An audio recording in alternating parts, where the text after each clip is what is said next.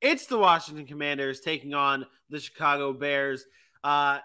We have been we've been tortured through a lot of shitty primetime games this season, and it's not going to get any better this week as the Commanders take on the Bears. What a start to the video, though. When you clip this, Bears fans, Commanders fans are going to be watching and then hear me just say what I just said about their two teams. It's not going to be a great game.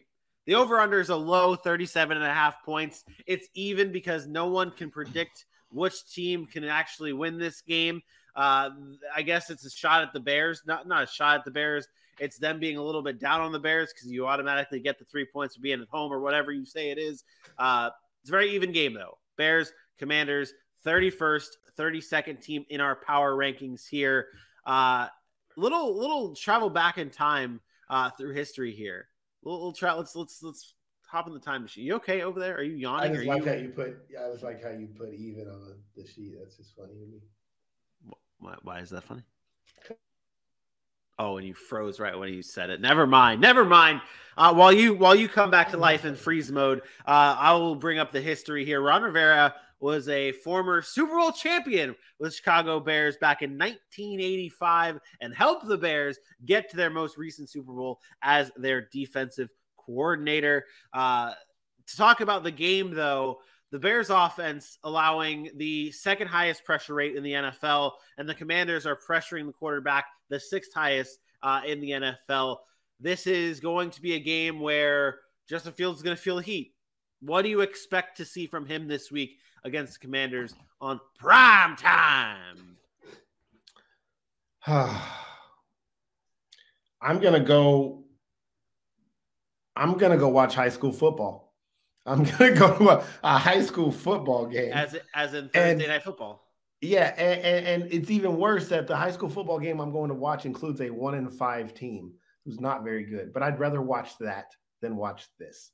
I don't know what to expect, but I have a feeling, and like I said, I really don't have much on this game, Vinny. I'm gonna be honest; these are two bad football teams. They're gonna fight for the worst teams in the league. But I have a feeling Justin Fields is going to play a great football game. I think this is going to be the Justin Fields show. I think they are going to let him loose. I think it's going to be the first time this season that we see Justin Fields, quote, potential this season. We saw some of it last season. I think this is going to be the potential. There was I don't know if Trent Dilfer was on a show and he talked about Justin Fields and he's like, man, I don't know what it is about Chicago, but they are not doing it justice. Like and he's an ex-quarterback, but he's a really good analyst. Like he breaks down tape with some of the best of them and he understands the position. He talked about how great he thinks Justin Fields is and how great he thinks Justin Fields can be. But he can't explain why it's not coming to fruition in Chicago. And he's talked about it. He's like, some of the throws he makes and some of the reads and abilities. And he's like, everything. I just think this guy is super talented and is going to be a great quarterback in this league. But something, and nobody can put their finger on it. Yeah. Something is not clicking. Something is not working in that organization. And I think tomorrow night we see the first time this year that it looks and you go, that's why they traded up. That's why they drafted him. That's the guy. Yeah. I just have a feeling. Well, we've talked about that all season. We're trying to figure out what it exactly is that's wrong with the Chicago Bears offense, and I really do think a lot of it has to do with just, we saw it last year with the Jacksonville Jaguars. Last year, you surrounded Trevor Lawrence with special teamers as his weapons. Other than Marvin Jones, he was throwing to guys like Laquan Treadwell, Jamal Agnew. It's no disrespect to those guys, but well, I mean, it is disrespectful to Laquan Treadwell. It's not, but they're all special teamers. Laquan Treadwell is not a special teamer. Tavon Austin, he's just not a good player.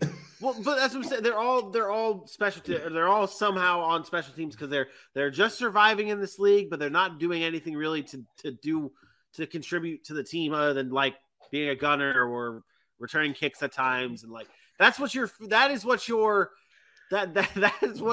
what's happening in Chicago here. That's what they have around Justin Fields. It's just a bunch of guys that are special teamers. Velus Jones. What was the guy that made that terrible?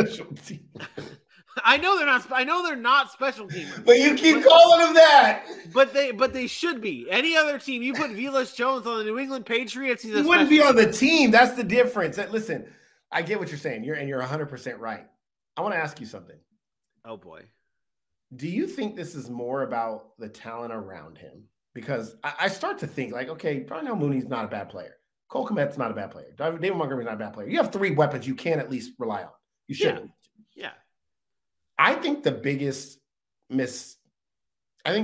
that hasn't happened is they have not provided him a leader figure to develop him. And you mentioned up the Jacksonville Jaguars. We talked about Trevor Lawrence and what Doug Peterson means to Trevor Lawrence and his development going forward. Do you think it was a disservice to bring in Matt Eberflus, despite whether we think he's going to be a good coach in this league or not, instead of going, you know what, if we do bring in Eberflus, we need to bring in the greatest offensive coordinator, passing game coordinator that we can find to develop Justin Fields? I know that's a very fair point too. Like as you started to say that, I was like, oh, I know where he's going here. And I think you're right. I think that it is not a knock on Eberflus at all. It's with a young quarterback like that, everyone loves to talk. Everyone loves, and it sometimes drives me bananas. We talk about like backup quarterbacks in the NFL, rookie backup quarterbacks, and everyone always uses that damn excuse of, oh, Patrick Mahomes sat behind Alex Smith for a year. That's what you need to do for your rookie quarterbacks. Let them sit and learn, and then they're going to be Patrick Mahomes in the next second year. No one mentions the fact that it's Andy Reid as his coach. And that's a big Eric difference. Or Eric Bieniemy. That's like how that is. Like no one talks about that. It's always like, oh, he sat behind Alex Smith for a year. He was able to learn.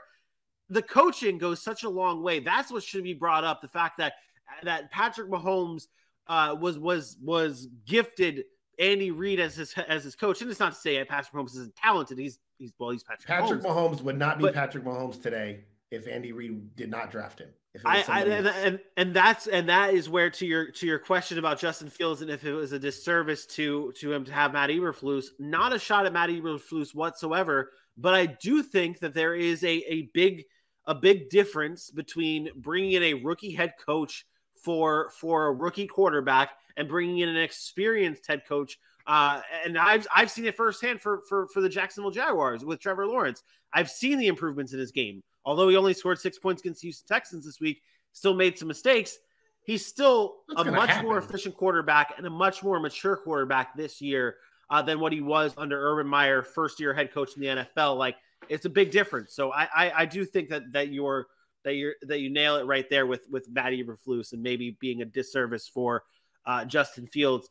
They've got a tall task though against a defense that's been good, or that's been pressuring the quarterback, getting after the quarterback in Washington.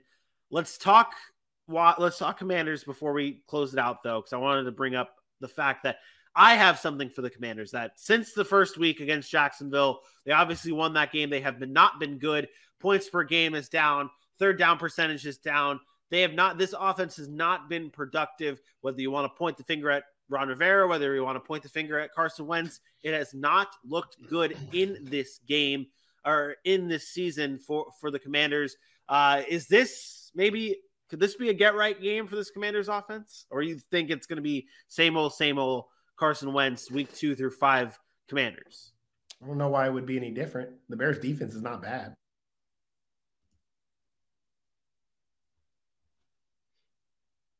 The Bears' sort of Vikings offense for the majority of that game. I don't know why that would be any different. I think that this is going to be a very similar style game. It's going to be low scoring. Probably Washington can get to 20 points and they'd have a good chance to win because the Bears might not get there. But no, I don't think Washington's offense is good. I think their running game is very suspect. I think that includes Antonio Gibson and that includes Brian Robinson. I don't think he gets better with Brian Robinson. I think he's a guy that's going to be reliant on. No. I've been telling you guys this all year. Like everybody's waiting for Brian Robinson like he was some top pick or something. I don't get it. Like Brian Robinson's going to come in and he's going to get 12 carries for 58 yards if he's the guy, and you're going to be like, oh shit, what was I excited about? If he falls into the end zone, great. He's a fantasy asset. If he doesn't, then you're just mad at yourself for thinking he was going to be something special. He's not. Like, he's not going to come into this Washington team and change the offensive front and change the offensive line push that they're not getting. Antonio Gibson is a dynamic player. If Antonio Gibson is not getting holes to run through, what makes you think chunky butt Brian Robinson's going to get those man. holes or make guys miss. Man. Antonio Gibson's far more elusive than Brian Robinson. So, yeah, maybe can he come in and pound the rock at the goal line and get in the end zone a few times? Sure, but it's not like they're scoring a lot. So they're just not a good football team. They're not good. And no, I don't think much changes on Thursday. I think the Bears will be able to play some defense, and it'll be a low-scoring game. And what is that score? That final score will be the Bears 23 and the Washington Commanders 20. I don't even see that many points being scored. This game is going to be a 19-12 game, and I give it to I give it to the Bears. I'm going to go Bears here. 19-14 Bears.